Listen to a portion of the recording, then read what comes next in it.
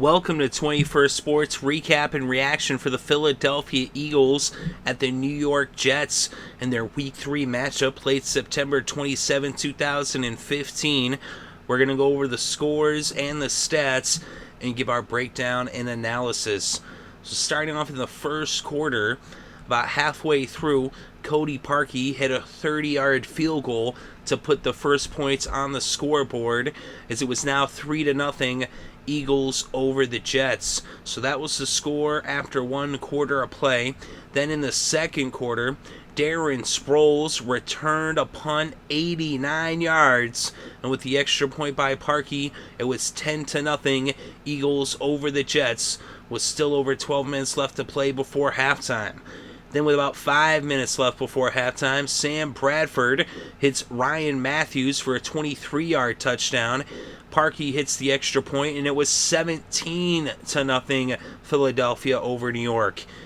Then we ended up with a fumble by the Jets that would end up leading to a touchdown by the Eagles. So we ended up with the fumble. What ended up happening was Fitzpatrick hit Brandon Marshall. He picks up like 15 yards, but then he's looking to like lateral the ball or something, but he ends up lateraling it right to the defense. Jenkins ends up being there, and Hicks ends up with the ball, and so now it would be Philadelphia's ball after that just really dumb play by the Jets. That was the thing, lots of mistakes by the Jets in this game. So that would end up setting up a 1-yard touchdown run by Darren Sproles. Parkey hit the extra point, and it was now 24-0 Philadelphia over New York. Marshall would make up for the mistake somewhat, as he ended up catching a 16-yard touchdown pass from Ryan Fitzpatrick with just seconds left in the first half to put the Jets' first points on the scoreboard. Nick Folk kicked the extra point, and it was now 24-7 heading into intermission. So the Jets were down at this point, but they weren't quite out. They still had another half of football to play, down by 17 points. And so they started to try to mount a comeback in the second half. But in the second half, Fitzpatrick ended up throwing 3 interceptions. But in the fourth quarter, with just under 10 minutes left, Fitzpatrick did throw his second touchdown pass of the game. This one to Jeremy Curley, a 7-yard touchdown. Nick Folk hit the extra point, and so now it was a 10-point game with the score Philadelphia 24, New York 14.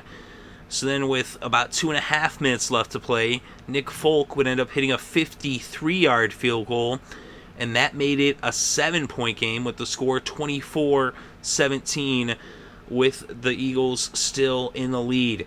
So now they hit the field goal.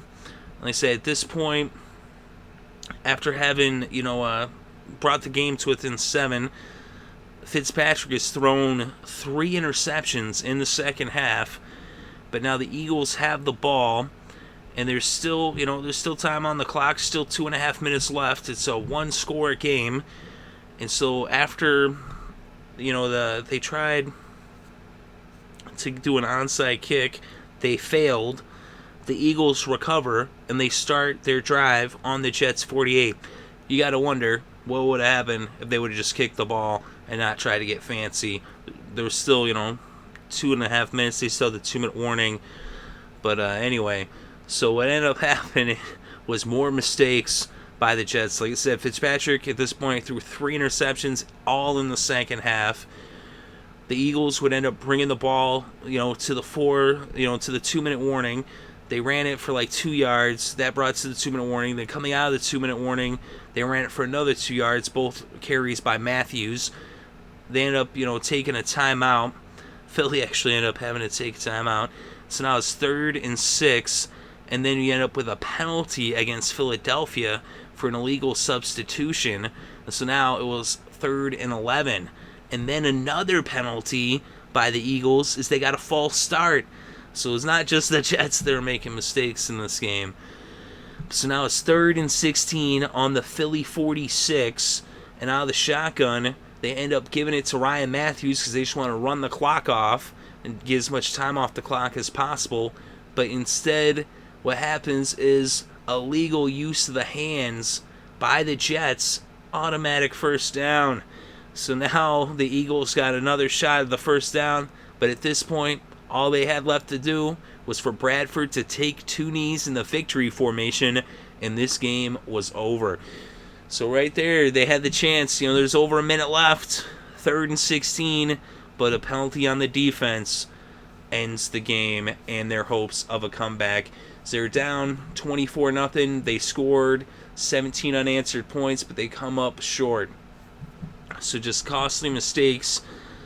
And this is one of the things where, before the season, I said the Jets, as much talent as they have, they're not going to get too far with Ryan Fitzpatrick as the quarterback, because he will lose games for you. And that's kind of what he did here. I mean, they were already losing anyway. They were already getting smoked. But then the 3 interceptions in the second half, they were just shooting themselves in the foot. And when you do that, you're not going to win. And the Eagles finally win their first game of the season. They're now 1-2. The Jets 2-1, so it's their first loss of the season. But I'm afraid this is more of a sign of things to come for the fans in New York, especially with Fitzpatrick as your quarterback. And without Ivory, they really didn't have a running game, and so that was not able to neutralize the damage that Fitzpatrick does, as Fitzpatrick was 35 for 58. You have Ryan Fitzpatrick throw the ball 58 times. Are you crazy? He had 283 pass yards, 2 touchdowns, and those 3 second-half interceptions. Powell had 10 carries for 31 yards to be their leading rusher. And then Sam Bradford, they found more balance to their offense finally. That was the thing that was crazy about this game, was they looked better without DeMarco Murray.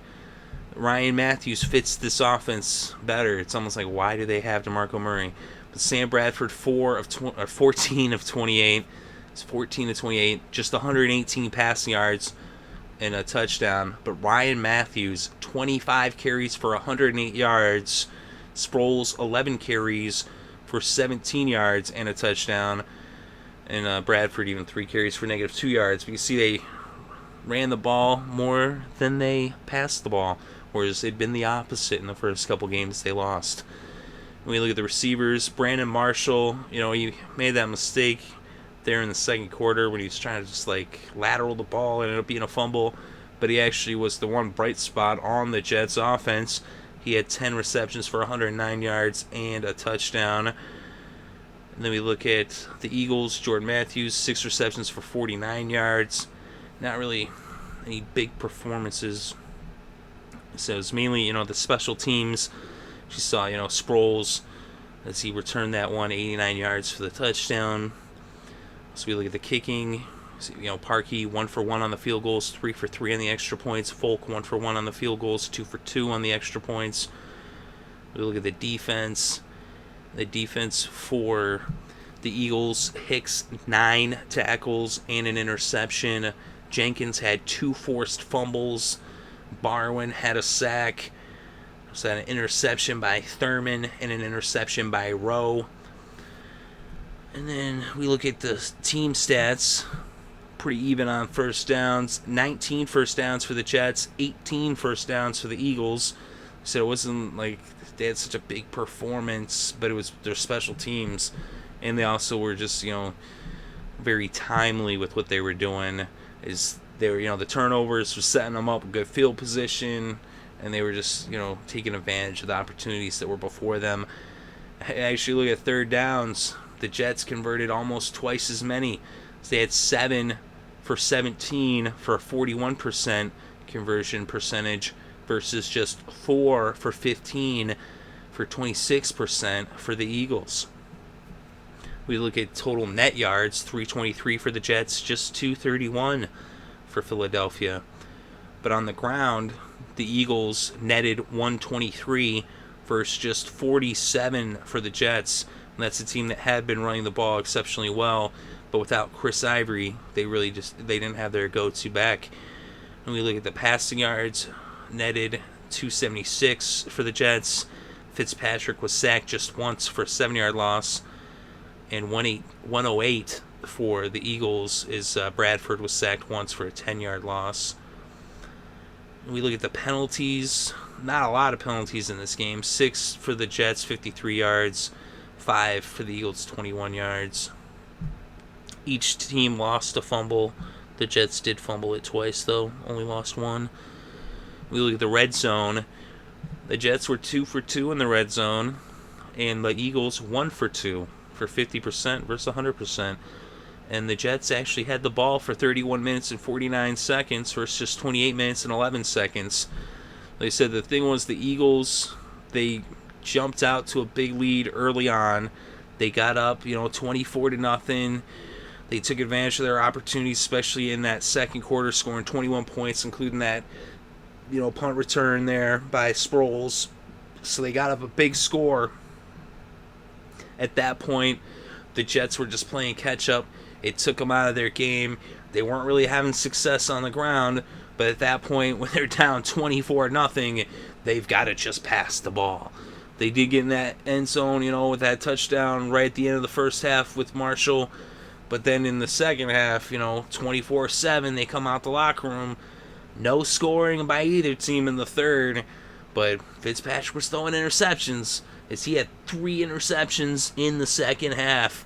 So it's like they had the possibility, to win, but they just they don't have the leadership to win. They don't have a guy who knows how to freaking play quarterback. So how you gonna win, huh? They were able to win with defense and running in the first 2 games, but without Ivory, there goes your running game, and then it's all left to the defense. The defense didn't really do that bad of a job actually for the Jets. They said the Eagles actually didn't have a lot of yards. It was, the real difference was that punt return. And they said, and those turnovers, they capitalized. They were forcing the turnovers. The Jets just kept making mistakes. The Eagles had mistakes too, but the Jets had more mistakes, and their mistakes cost them. The Eagles were able to maximize those mistakes and win the game and hold on to win this one. It almost slipped away from them, but final score 24-17. Let me know what you think, though, in the comments section below. Definitely interested to read your thoughts and opinions. Thank you very much for listening. It's greatly appreciated. I hope you're having a good day and had a great weekend and enjoyed all the sports.